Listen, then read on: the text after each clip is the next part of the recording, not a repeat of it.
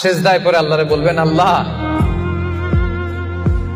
এই পৃথিবীতে আমি ছাড়া তোমার গোলামের অভাব নাই, কিন্তু তুমি ছাড়া আমার দ্বিতীয় কোনো রব নাই। চোখের পানি ছেড়ে আল্লাহরে ডেকে বলেন, আল্লাহ এই জমিনে আমি ছাড়া তোমার গোলামের কোনো অভাব নাই, কিন্তু তুমি ছাড়া দ্বিতীয় কোনো রব আমার নাই, তুমি ছাড়া দ্বিতীয় কোনো জায়গায় চাওয়ার সুযোগ আমার নাই।